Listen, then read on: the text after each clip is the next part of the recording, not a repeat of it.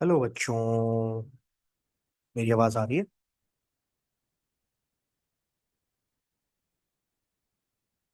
M आई back? तुम लोगों को पता है क्या हुआ? आज वो हुआ जो नॉर्मली होता नहीं। ऑरेंज पे लाइट वाइट नहीं जाती। यहाँ कोई मसला नहीं होता। सोचो, अभी यहाँ लाइट चली गई।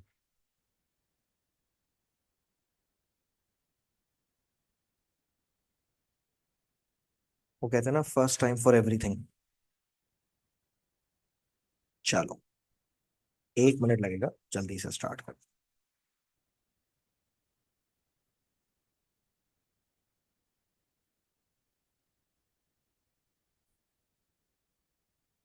ऑलराइट, ये बिल्कुल उसी तरह का सवाल है जैसा क्वेश्चन हमने उस वक्त किया था। देखें सवाल क्या है। सवाल में लिखा हुआ है, अ plastic rod becomes charged when it is rubbed with a cloth. वैसा ही सवाल है। प्लास्टिक रॉड को आपने क्लॉथ से रब कर करके चार्ज कर दिया। अब आपसे क्या पूछा जा रहा है? लिखा हुआ है, which statement gives the reasons for the charge on the rod. देखें, प्लास्टिक को जब आप क्लॉथ से रब करेंगे, पहली बात तो ये आप तय कर लें कि प्रोटॉन्स आर नेवर लॉस्ट और नेवर गेन्ड। तो बेटा आंसर ए या सी हो ही नहीं सकता। आंसर या बी है या डी है। अब लिखा हुआ है, the plastic rod loses electrons and becomes negative. No, कोई चीज इलेक्ट्रॉन्स लूज करके नेगेटिव नहीं हो सकती। तो इसका मतलब बी भी आंसर नहीं है। The only answer is D. The D is the only right answer, क्योंकि जब प्लास्टिक रॉड लूज करेगी इलेक्ट्रॉन्स को तो वो पॉजिटिव हो जाएगी। वेरी गुड बच्चों, सो प्राउड ऑफ यू। तुम में से मेजोरिटी ने सही जवाब दिया। एक और क्वेश्चन करने जा रहे हैं। Question number 5, and question number 5 is a very good question. Read the question appropriately and properly. जल्दी से रीड करो।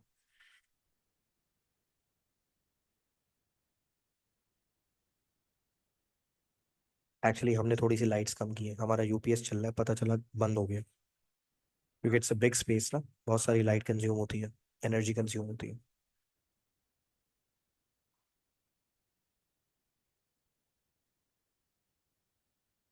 पढ़ा? क्वेश्चन नंबर 5 पढ़ा? Okay, Dayana already has an answer. Here you are rubbing a rod with a cloth. कह रहे हैं which diagram shows the charge on the rod and describes the movement of charge. पहले तो मुझे एक बात बताएं, क्या प्रोटॉन्स कभी भी ट्रांसफर होते हैं? Protons are never transfer. तो इसका मतलब बी तो नहीं हो सकता, क्योंकि बी में लिखा हुआ है प्रोटॉन्स मूव। और इसी तरह डी भी नहीं हो सकता। यहाँ पे भी लिखा हुआ है protons move. Answer is either A और B. Answer is either, sorry, A और C, my bad. Answer is either A और सी। अब यहाँ पे ए में देखो लिखा हुआ है electrons move from the rod on to the cloth, और सी में लिखा हुआ है electrons move from the cloth to the rod. मैं बताऊं which is the only possible answer? The only possible answer is A. बेटा सी नहीं हो सकता। बताओ सी क्यों नहीं हो सकता? तुम्हें पता है, अगर एक चीज इलेक्ट्रॉन्स को लूज करेगी और दूसरी इलेक्ट्रॉन्स को गेन करेगी, तो एक चीज को नेगेटिव बनना चाहिए और एक चीज को पॉजिटिव बनना चाहिए। आपको पता है सी क्यों नहीं हो सकता? मशल, दयान, जरा सुनो, why can it not be C? It can not be C because C में नेगेटिव, रॉड भी नेगेटिव हो गई है और क्लॉथ भी नेगेटिव हो गई। ऐसा पॉसिबल नहीं। एक चीज इलेक्ट्रॉन्स को लूज करके पॉजिटिव हो जाती है, दूसरी चीज इलेक्ट्रॉन्स को गेन करके नेगेटिव हो जाती है। So the only right option here is a. Clear हो गया? ये वाला एमसीक्यू समझ आया बच्चों? Right a yes on the chat if it's clear. Good, good, good, perfect, perfect. Okay, so I'm going to show you another beautiful question, a very beautiful question, question number 6। ऐसा सवाल है, सवाल को पढ़ के तबीयत ताजी हो जाएगी। पढ़ो, बहुत प्यारा सवाल है।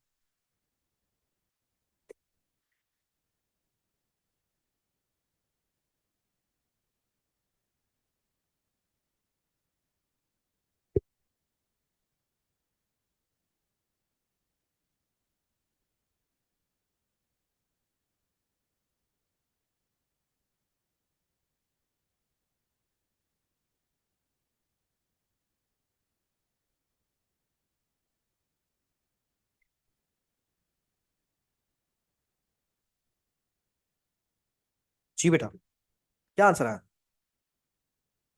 पढ़ लो, पढ़ लो, टेक योर टाइम। ओके, चलो मैं काम करता हूँ, मैं थोड़ा सा ना इस क्वेश्चन में तुम्हें हेल्प करता हूँ। क्या पता तुम लोग मेरी हेल्प से क्वेश्चन अच्छे से कर लो। अच्छा मुझे एक बात बताओ, they are talking about two objects, object X and object Y. पहले तो मुझे एक बात बताओ, ये जो उन्होंने इलेक्ट्रिक फील्ड बनाई हुई है, ये एक्स की बनाई हुई है या वाई की बनाई हुई है? ये जो फील्ड है, फील्ड, ये जो लाइंस है, लाइंस, ये वाई की इलेक्ट्रिक फील्ड है ना। अच्छा एक और चीज तुमने नोट की आमना, ये जो इलेक्ट्रिक फील्ड है वाई की, ये आउटवर्ड्स है या इनवर्ड्स है? देख के बताओ सारे बच्चों, इलेक्ट्रिक फील्ड आउटवर्ड्स है या इनवर्ड्स है? Very good Manur, very good दयान, वेरी गुड आमना। इलेक्ट्रिक फील्ड आउटवर्ड्स है। तुम्हें याद है मैंने बताया था कि आउटवर्ड्स इलेक्ट्रिक फील्ड किसकी होती है, पॉजिटिव की या नेगेटिव की? Positive. Yes, outward electric field positive की होती है, नेगेटिव की नहीं होती, पॉजिटिव की होती है। ये देखो, ये बात मैंने बताई थी कि पॉजिटिव चार्ज की जो इलेक्ट्रिक फील्ड होती है वो हर डायरेक्शन से आउटवर्ड होती है, और नेगेटिव चार्ज की जो इलेक्ट्रिक फील्ड होती है ना, वो हर डायरेक्शन से इनवर्ड होती है। तो बेटा यहाँ पर जो इलेक्ट्रिक फील्ड है वो हर डायरेक्शन से आउटवर्ड है। तो एक बात तो समझ आ गई कि Y is a positive charge. अब एक बात बताओ, X, X क्या है X?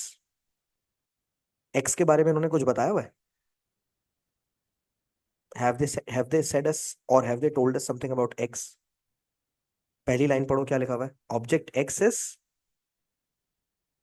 Stationery and a positive charge, X भी पॉजिटिव है। अब एक बात बताओ यार, Y भी पॉजिटिव है, X भी पॉजिटिव है, कौन बताएगा ये दोनों एक दूसरे को अट्रैक्ट करेंगे या रिपेल करेंगे? वेरी गुड, ये दोनों एक दूसरे को रिपेल करेंगे। इसका मतलब y is going to exert a force to the right on x। तो इसका सही जवाब लगाएंगे, it is towards the right because it is in an electric field. A is the right answer. It is towards the right because it is in an electric field. So the right answer is A. Clear हो गया? This is how you do it. देखो सी और D तो हो ही नहीं सकते ना, क्योंकि सी और डी में देखो क्या लिखा हुआ है, सी और डी में मैग्नेटिक फील्ड लिखा हुआ है, मैग्नेटिक फील्ड थोड़ी हो सकती है, इलेक्ट्रिक फील्ड होगी। मैं रिपीट कर देता हूँ, नो प्रॉब्लम। पहले तो मुझे एक बात बताओ आमना, तो क्या तुम्हें ये समझ आ गया कि वाई इज पॉजिटिव? आमना मुझे कैसे पता चला वाई इज पॉजिटिव? क्योंकि बेटा फील्ड आउटवर्ड है। और मुझे ये कैसे पता चला कि एक्स भी पॉजिटिव है? क्योंकि ये ऑलरेडी लिखा हुआ है, एक्स पॉजिटिव है ये लिखा हुआ है, और वाई पॉजिटिव है ये फील्ड देख के पता चल रहा है। पॉजिटिव पॉजिटिव एक दूसरे को क्या करते हैं, पॉजिटिव पॉजिटिव एक दूसरे को रिपेल करते हैं। क्लियर हो गया? पॉजिटिव पॉजिटिव एक दूसरे को रिपेल करते हैं। इसका मतलब y is going to apply a force to the right on x।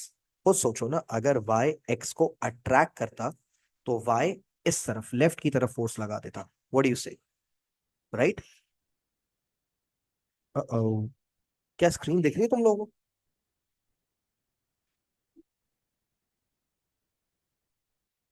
Okay okay, अभी आ जाएगी, डोंट वरी।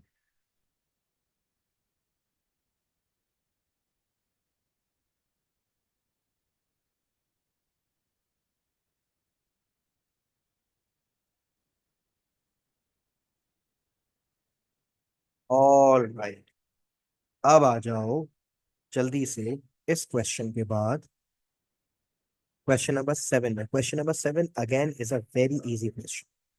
अटेम्प्ट क्वेश्चन 7 बच्चों, बहुत इजी क्वेश्चन है, रीड करो समझ आ जाएगा।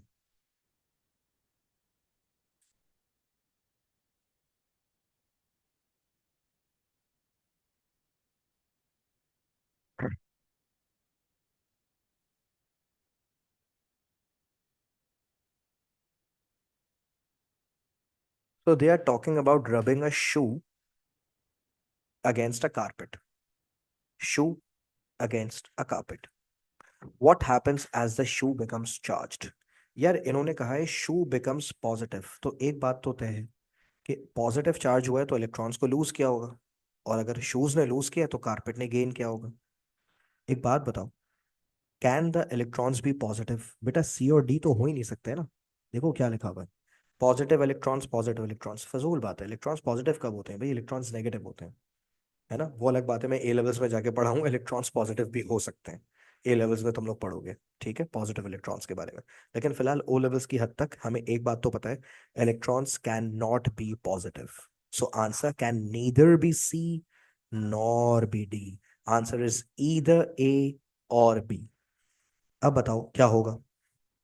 Negative electrons are transfer to the carpet. Yes, A is the right answer. Very good Sunehra, very good Amna. ठीक है, वाई इज इट ए, मैं बता रहा हूँ, इलेक्ट्रॉन्स कार्पेट ने ले लिए ना बेटा। शू ने तो, शू पॉजिटिव हो गया, तो आप बताओ शू ने इलेक्ट्रॉन्स क्या किए होंगे, लूज किए होंगे। और अगर शू ने इलेक्ट्रॉन्स को लूज किया है, तो कारपेट इलेक्ट्रॉन्स को क्या करेगा, कारपेट इलेक्ट्रॉन्स को गेन करेगा, सिंपल। अगर शू ने इलेक्ट्रॉन्स को लूज किया है, तो कारपेट इलेक्ट्रॉन्स को गेन करेगा। हो सकता है आप मुझसे पूछें, सर आपको कैसे पता शू ने इलेक्ट्रॉन्स लूज किए। बेटा, शू पॉजिटिव हो गया, जो चीज पॉजिटिव हो जाता है वो इलेक्ट्रॉन्स को लूज कर देता है, जो चीज नेगेटिव हो जाता है वो इलेक्ट्रॉन्स को गेन कर लेता है। इस तरह मुझे पता चला। या फॉर एग्जाम्पल, अगर मैं क्वेश्चन नंबर 8 करूं, क्वेश्चन नंबर 8 करूं, बड़ा मजे का सवाल है ये भी। How would you do question number 8?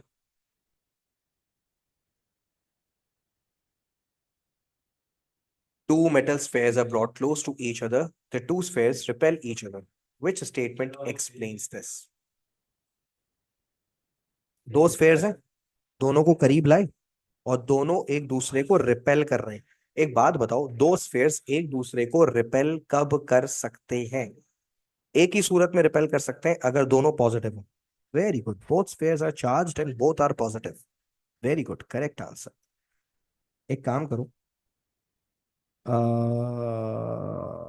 अच्छा एक मिनट, क्वेश्चन नंबर 9 भी बड़े मजे का है वैसे। क्वेश्चन नंबर 9 पढ़ो, फिर मैं इसकी लॉजिक बताता हूँ, क्योंकि क्वेश्चन नंबर 9 में एक बहुत मजे की लॉजिक छुपी हुई है।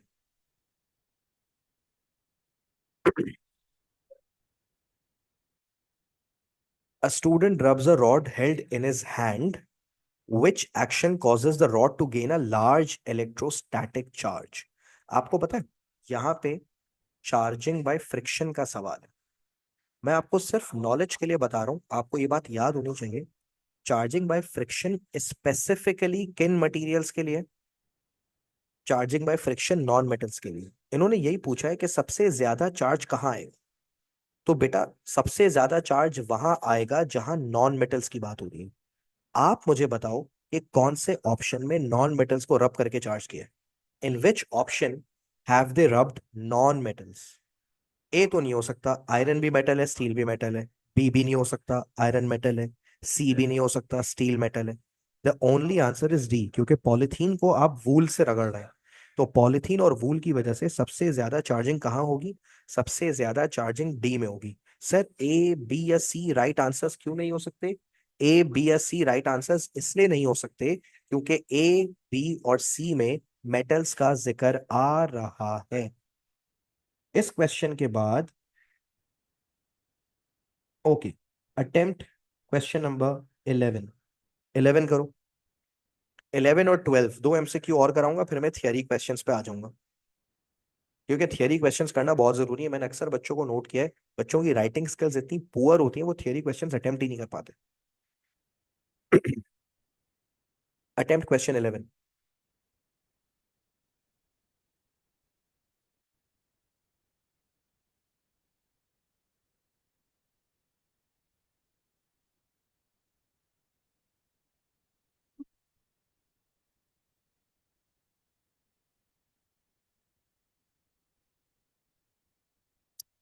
अ piece of polythene is rubbed with a cloth duster. आपने पॉलिथीन को क्लॉथ से रगड़ दिया, polythene becomes negative. Polythene negative होने का मतलब यही है कि पॉलिथीन ने इलेक्ट्रॉन को गेन कर लिया है। और क्लॉथ बिकम्स पॉजिटिव का मतलब यही है कि क्लॉथ ने इलेक्ट्रॉन्स को लूज कर दिया है। अब आपसे यही पूछना है, what happens to the polythene and to the cloth? तो जाहिर है पॉलिथीन ने इलेक्ट्रॉन्स को गेन किया है और क्लॉथ ने लूज किया है। अच्छा, एक मजे की बात बताऊं, आपको पता है ऑप्शन ए, सी या डी देख के ही पता चल रहा है दे आर रॉन्ग। ए में देखो प्रोटॉन्स लिखा हुआ है, अबे भाई प्रोटॉन्स ट्रांसफर थोड़ी होते हैं। या सी में देखो, सी में भी प्रोटॉन्स लिखा हुआ है और डी में भी प्रोटॉन्स लिखा हुआ है। प्रोटॉन्स ट्रांसफर नहीं होते, इलेक्ट्रॉन्स ट्रांसफर होते हैं। एक मटेरियल इलेक्ट्रॉन्स को गेन कर लेता है, एक मटेरियल इलेक्ट्रॉन्स को लूज कर देता है। जो गेन कर लेता है वो नेगेटिव हो जाता है, जो लूज कर देता है वो पॉजिटिव हो जाता है, बस। तो इस क्वेश्चन में तो बाकी ऑप्शंस देख के ही पता चल रहे थे वो गलत है। क्लियर है? अब आ जाओ सवाल नंबर 12 पे। ये आखिरी एमसीक्यू है, इसके बाद थियरी के क्वेश्चंस करेंगे फुल फ्लेज। हटो बचो। लिखा हुआ है which diagram correctly shows the electric field lines between two point charges. एक पॉजिटिव है एक नेगेटिव है। करेक्ट पैटर्न इलेक्ट्रिक फील्ड का कहाँ है? जिन बच्चों को मेरी पिछली क्लास का लेक्चर याद है उन्हें याद होगा कि मैंने बताया था इलेक्ट्रिक फील्ड की जो डायरेक्शन होती है वो हमेशा होती है पॉजिटिव टू नेगेटिव। कहां से कहां होती है हमेशा? Positive to negative. तो इसका मतलब ये हुआ the only right answer is B. Clear है? अच्छा तुम्हें एक मजे की बात बताऊं। ए में अगर करेक्ट पैटर्न बनाता तो कैसा बनाता तुम्हें पता है? पॉजिटिव पॉजिटिव एक दूसरे को रिपेल करते हैं। तो इस तरह का पैटर्न बनता ए में, है ना? और तुम्हें पता है सी सी तो है ही गलत। डी में अगर पैटर्न बनता तो कैसा बनता? तुम्हें पता है नेगेटिव नेगेटिव भी एक दूसरे को रिपेल करते हैं और रिपेल करने की वजह से इसका पैटर्न थोड़ा सा मुख्तलिफ बनता। राइट? तो ये सीन था। एमसीक्यूज की हमने अच्छी प्रैक्टिस की है, लेकिन अब मैं चाह रहा हूं कि मैं तुम लोगों को थोड़े से थियरी क्वेश्चंस का एक्सपोजर दूं। आ जाओ पहला थियरी क्वेश्चन करने जा रहे हैं। बहुत मजे का सवाल आ रहा है आपकी स्क्रीन पे। आप लोगों से रिक्वेस्ट है कि जल्दी से आप क्वेश्चन नंबर 1 का पार्ट ए पूरा पढ़ लें फौरन से। Come on.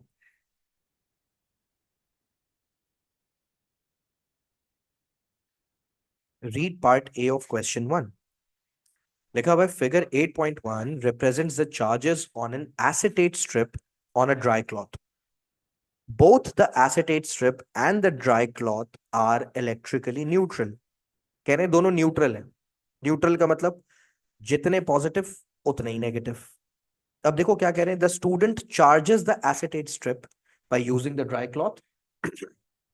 The acetate strip becomes positively charged. Explain how the acetate strip becomes positively charged. Now it is a very important question. It is a very important question. इस सवाल को जरा समझना।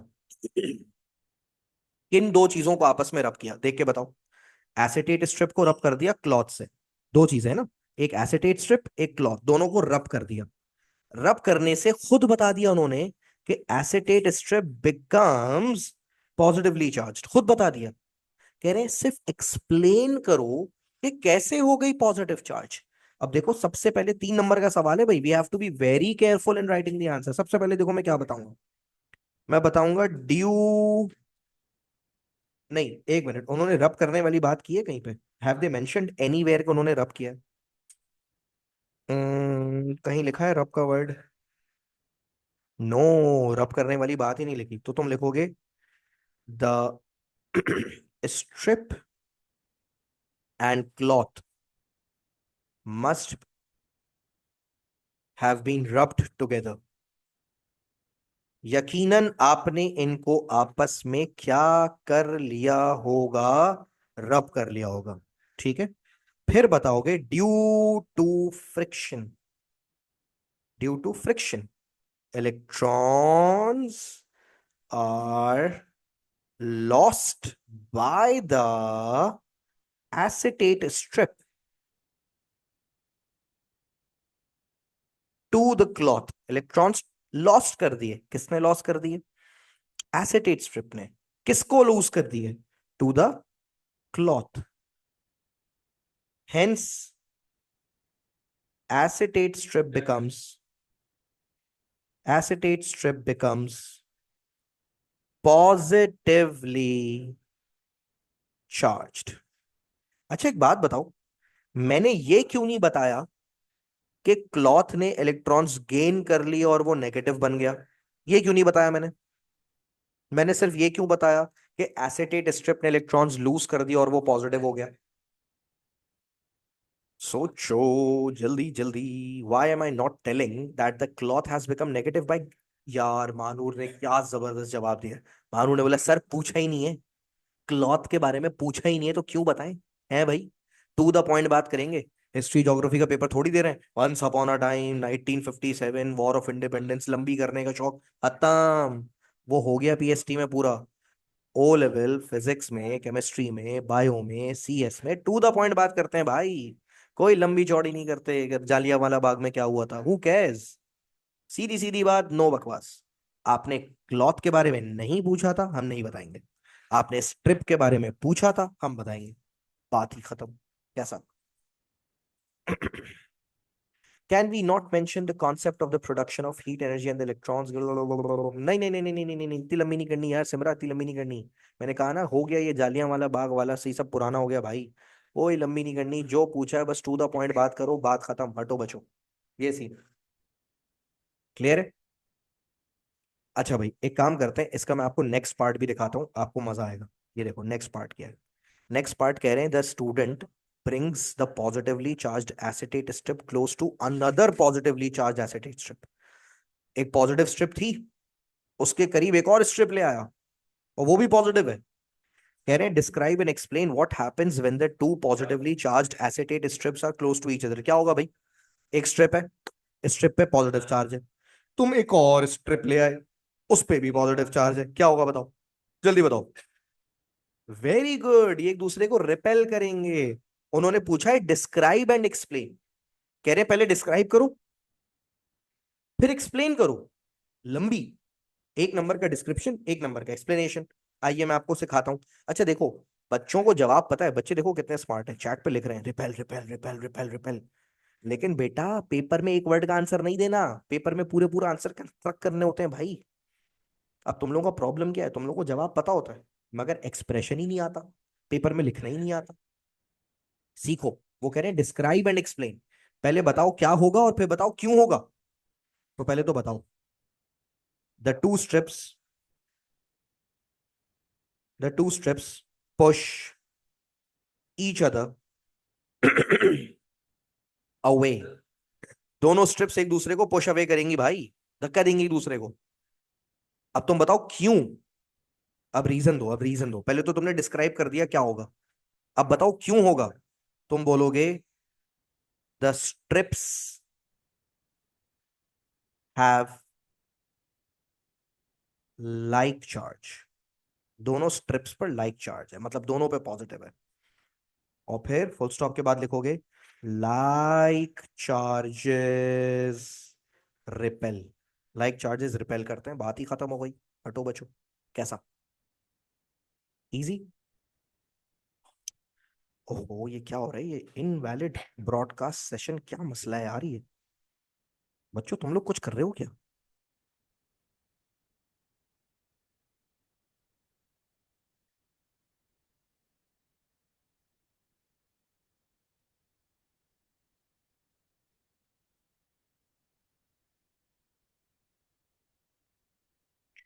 तो भाई ये था जवाब मेरे सवाल का। उन्होंने पूछा था कि अगर पॉजिटिव स्ट्रिप के करीब पॉजिटिव स्ट्रिप ले आई जाए तो क्या होगा। आपने बता दिया दोनों स्ट्रिप्स एक दूसरे को पुश अवे करेंगी, है ना? और क्यों करेंगी आपने बता दिया, दोनों पे लाइक चार्जेस थे, लाइक चार्जेस एक दूसरे को रिपेल करते हैं, बात ही खत्म हो गई। कितने मजे में ये सवाल कर लिया हमने। आइए मैं आपको उसका अगला सवाल दिखाता हूँ। ठीक है, चलें भाई, अगला सवाल आ गया आपके सामने, बहुत जोर से पढ़े भाई। लिखा हुआ है an initially uncharged rubber balloon is rubbed with a woollen cloth. सवाल पढ़े भाई, बड़े मजे का सवाल आ गया आपके सामने। एक रबर का बलून है, और रबर के बलून को आपने वूलन क्लॉथ से रगड़ दिया। Rubbing the balloon causes the balloon to have a negative charge. Balloon को रब करने से बलून पे नेगेटिव चार्ज आ गया।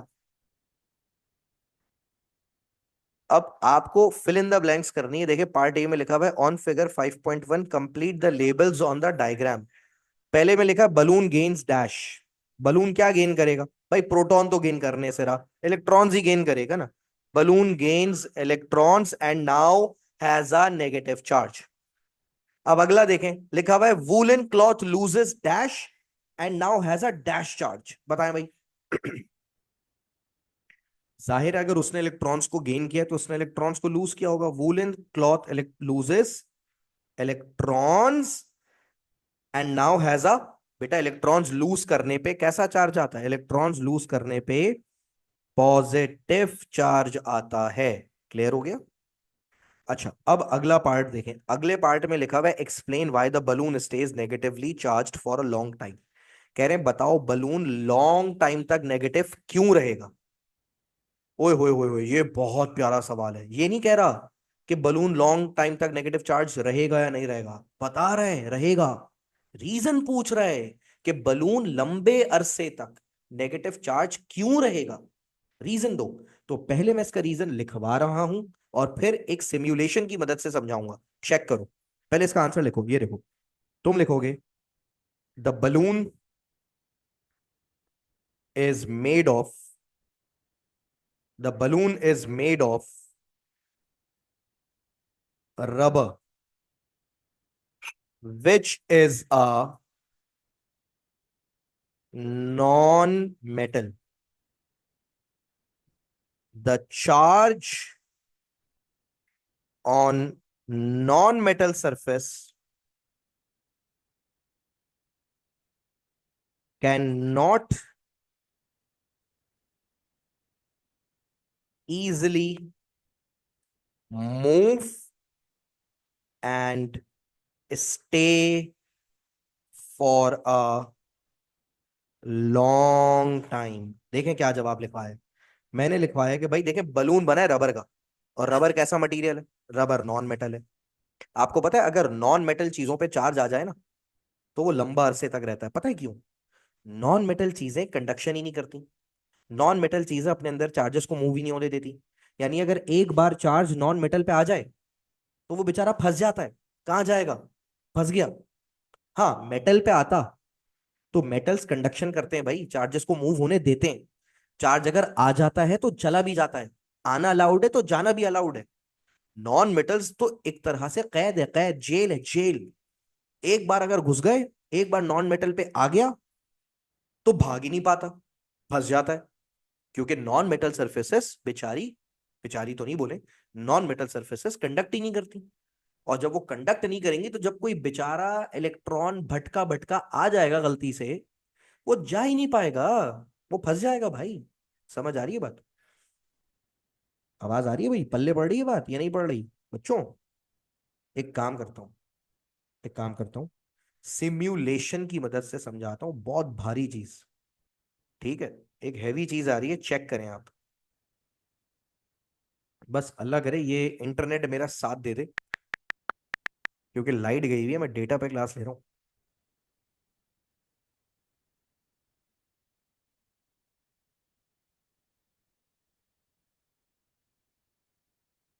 दोबारा एक्सप्लेन कर देते हैं जब तक ये खुल रहा है। मैं आपको दोबारा एक्सप्लेन करता हूँ। भाई देखो मैंने क्या बताया। मैंने ये बताया जो नॉन मेटल चीजें होती है ना ज़ारा, वो कंडक्शन नहीं करती। यानी अगर नॉन मेटल पे एक बार चार्ज आ जाए ना तो फिर वो लंबे टाइम तक रहता है। उन्होंने यही तो पूछा था, कह रहे हैं बताओ बलून लॉन्ग टाइम तक क्यों चार्ज रहेगा। Why the charge stage on the balloon for a long time. The answer is balloon is a non metal and non metals conduction नहीं करते। एक बार अगर उनपे चार्ज आ जाता है तो फिर लंबे अरसे तक रह जाता है। ये सीन।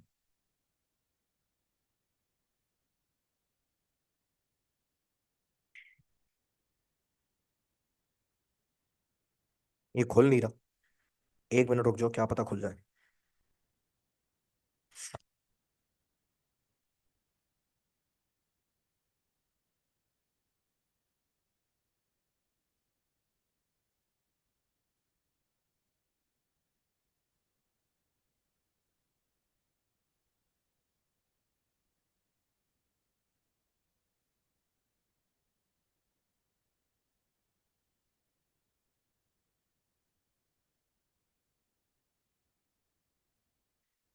हाँ भाई, आज मेरी किस्मत ज्यादा अच्छी नहीं है, ये खुल नहीं रहा। खुलता ना तो मैं तुम्हें बहुत मजे की चीज दिखाता। खैर, चलो जब तक मैं काम करता हूँ, पास पेपर्स कर रहे थे वही कर लेते हैं, वरना वो भी रह जाएंगे। आओ भाई क्वेश्चन नंबर 3 करते हैं। क्वेश्चन नंबर 3 में आपके सामने एक सवाल है, लिखा हुआ है figure shows charges on a rod and on a cloth. आपको फिगर में एक क्लॉथ और एक रॉड दिखाया गया है।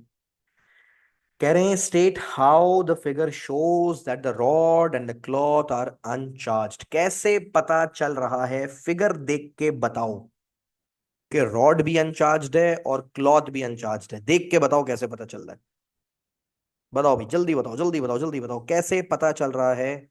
महानूर ने बताया, very good Mahnoor. Both have positive and negative charge. Mahnoor सिर्फ ये कहना काफी नहीं है, both have positive and negative कहना काफी नहीं है, इक्वल कहना जरूरी है। और प्रोटॉन्स नहीं बोलेंगे बच्चों, शिट फप फप फप, प्रोटॉन्स वर्ड यूज नहीं करना। पॉजिटिव एंड नेगेटिव बोलो ना। तुम्हें क्या, एक बात बताओ, फिगर में तुम्हें प्रोटॉन और इलेक्ट्रॉन दिख रहे हैं? वो कह रहे हैं फिगर को देख के बताओ, हाउ फिगर शोज। फिगर में तुम्हें प्रोटॉन इलेक्ट्रॉन दिख रहे हैं या पॉजिटिव नेगेटिव दिख रहे हैं? क्या दिख रहे हैं, जल्दी बताओ।